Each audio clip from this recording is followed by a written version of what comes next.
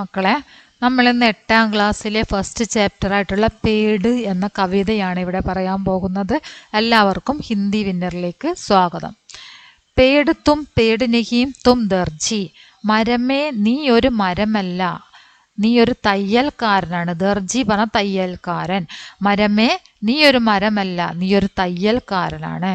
തുമ്നെ കിത്തനെ സിലെ ഗോംസലെ, നീ എത്രമാത്രം, കിത്തനെ എത്രമാത്രം, ഗോംസലെ, ഗോംസലെ പറഞ്ഞാൽ കിളിക്കൂട്, കൂട്, കിളികളുടെ കൂടുണ്ടല്ലോ, ഗോംസലെ കിളിക്കൂട് നീ തുന്നിച്ചേർത്തിരിക്കുന്നു, നീ എത്രമാത്രം കിളിക്കൂടുകൾ തുന്നിച്ചേർത്തിരിക്കുന്നു. കിത്തനെ സിലി ഹവായേ, നീ എത്രമാത്രം കാറ്റുകൾ തുന്നിച്ചേർത്തിരിക്കുന്നു. ഹവ പറഞ്ഞ കാറ്റ്, വായു എന്നൊക്കെ ഉള്ള അർത്ഥം. നീ എത്രമാത്രം കാറ്റ് തുന്നിച്ചേർത്തിരിക്കുന്നു, നീ എത്രമാത്രം ഗോംസലെ കിളിക്കൂടുകൾ തുന്നിച്ചേർത്തിരിക്കുന്നു. ധൂബ് സിലി തോ ബിഗർ ഗയി, കതരൻ കതരൻ ചായായി, സൂര്യൻ ഉദിച്ചപ്പോൾ ചിതറിപ്പോയ, ബിഗർന പറഞ്ഞ ചിതറുക, വികർണ ചിതറുക, കതരൻ കതരൻ ചായായം, കതരൻ കതര പറഞ്ഞ കഷ്ണങ്ങൾ, കതരൻ പറഞ്ഞ കഷ്ണങ്ങൾ, കതരൻ കതരൻ എന്ന കഷ്ണങ്ങളായിട്ട്, ഛായ പറഞ്ഞ നിഴൽ എന്നും തണൽ എന്നും അർത്ഥമുണ്ട്. നിഴൽ എന്ന അർത്ഥമുണ്ട്, അതുപോലെ തന്നെ തണൽ എന്ന അർത്ഥവും അതിന് വരുന്നുണ്ട്. അപ്പം എന്താ പറയുന്നത്? സൂര്യൻ ഉദിച്ചപ്പോൾ കീറി മുറിച്ച നിഴലുകൾ, ധൂബ് സിലീത്തോ ബിഗർ ഗയി, സൂര്യൻ ഉദിച്ചപ്പോൾ കീറി മുറിച്ച നിഴലുകൾ ചിതറിപ്പോയി. ധൂബ് സിലീത്തോ ബിഗർ ഗയി, ധൂബ് സിലി, ധൂബ് പറഞ്ഞ വെയിൽ, വെയിലിനെ തുന്നിച്ചേർത്തപ്പോൾ ചിതറിപ്പോയി. കതരൻ കതരൻ ഛായ എന്ന് പറഞ്ഞത് കഷ്ണങ്ങളായിട്ട് എന്ത്? നിഴലുകൾ. അവ സൂര്യൻ ഉദിച്ചപ്പോൾ കീറി മുറിച്ച നിഴലുകൾ ചിതറിപ്പോയി. സൂര്യൻ ഉദിച്ചാൽ പിന്നെ അവിടെ തണലുണ്ടാവോ? ഇല്ല. അതാണ് പറഞ്ഞത് കേട്ടോ. മരം നീ ഒരു മരമല്ല, നീ ഒരു തയ്യൽക്കാരൻ. മിട്ടി സിൽക്കർ രംഗ് ബനായെ, മണ്ണ് തുന്നിച്ചേർത്ത് നിറങ്ങളുണ്ടാക്കി. പാനീസിൽ ആകാശ്, വെള്ളം ചേർത്ത് ആകാശമുണ്ടാക്കി. മിട്ടി രംഗ് ഹവാ പാനി കോ ജോഡാ ദിയ തരാശ്, മണ്ണ്, നിറം, വായു, വെള്ളം ഇവയെല്ലാം ചേർത്ത്, ജോഡ, ജോഡ എന്ന് പറഞ്ഞാൽ യോജിപ്പിക്കുക, ഇവയെല്ലാം യോജിപ്പിച്ചിട്ട് എന്താ ചെയ്തിരിക്കുന്നത്? ജോഡാ ദിയ തരാശ്, തരാശ് പറഞ്ഞ രൂപപ്പെടുത്തുക, അതെല്ലാം ചേർത്ത് രൂപപ്പെടുത്തിയിരിക്കുന്നു. അതായത് മരം എന്തൊക്കെ ചേർത്ത് രൂപപ്പെടുത്തിയിരിക്കുന്നത് പറഞ്ഞത്? മണ്ണ്, നിറം, വായു, വെള്ളം ഇവയെല്ലാം ചേർത്ത് രൂപപ്പെടുത്തിയിരിക്കുന്നു. പേട് തും പേട് നഹീം തും ദർജി, മരമേ നീ ഒരു മരമല്ല, നീ ഒരു തയ്യൽക്കാരൻ.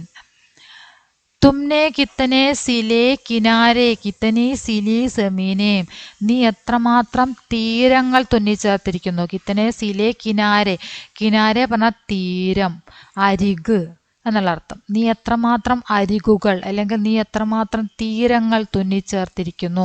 കിത്തനി സിലി സമീനെ, എത്രമാത്രം, സമീൻ പറഞ്ഞ ഭൂമി, നീ എത്രമാത്രം ഭൂമികൾ തുന്നിച്ചേർത്തിരിക്കുന്നു. ഭൂമി, നിലം എന്നൊക്കെ പറയും, നിലം, തറ. അപ്പം നീ എത്രമാത്രം നിലങ്ങൾ, തറകൾ അല്ലെങ്കിൽ ഭൂമി നീ തുന്നിച്ചേർത്തിരിക്കുന്നു.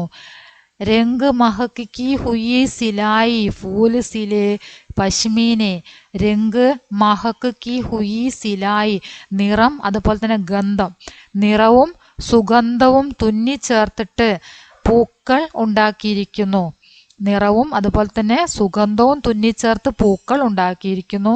ഫൂല് സിലെ പശ്മീനെ, ആ പൂക്കൾ തുന്നിച്ചേർത്തിട്ട് എന്തുണ്ടാക്കിയിരിക്കുന്നു?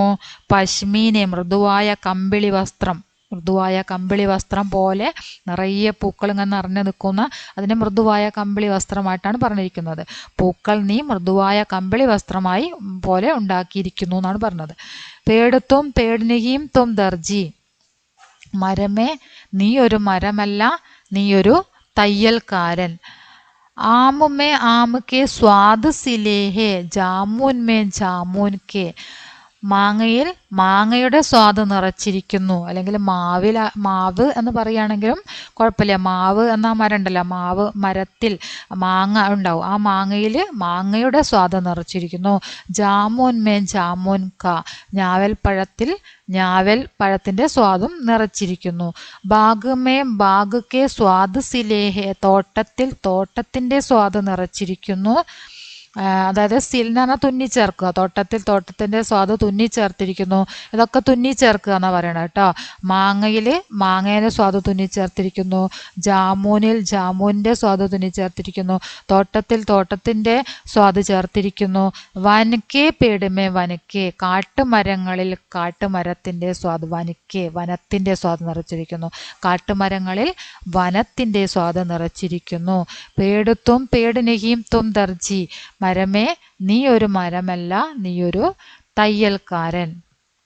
അത്രയാണ് ഈ കവിത ഉള്ളത്. ഇതിൻ്റെ വിശദമായിട്ട് നമ്മൾ ഇതിൻ്റെ ക്വസ്റ്റ്യൻ ആൻസർ പറയുന്ന സമയത്ത് എന്താണ് ഈ കവിതയിലൂടെ കവി ഉദ്ദേശിക്കുന്നത് എന്ന കാര്യം കൂടെ നമുക്ക് വിശദമായിട്ട് പറയാം. അപ്പം ഇത് എന്താ പറയുന്നത്, പ്രകൃതിയെ കുറിച്ചിട്ട്, മരത്തിനെ കുറിച്ചിട്ടുള്ള ഒരു കവിതയാണ്. ഇനി ഇതിൻ്റെ അടുത്ത് തന്നെ ഇതിൻ്റെ വൺ വേർഡ് ക്വസ്റ്റ്യനും അതുപോലെ തന്നെ മീനിങ് പിന്നീട് നമ്മൾ ഇതാ ടെക്സ്റ്റ് ബുക്ക് ആക്ടിവിറ്റി അതൊക്കെ ചെയ്യുന്നതാണ്. നിങ്ങൾ തീർച്ചയായിട്ടും ക്ലാസ് കാണുക, നിങ്ങളുടെ അഭിപ്രായങ്ങൾ അറിയിക്കുക. ഓക്കെ.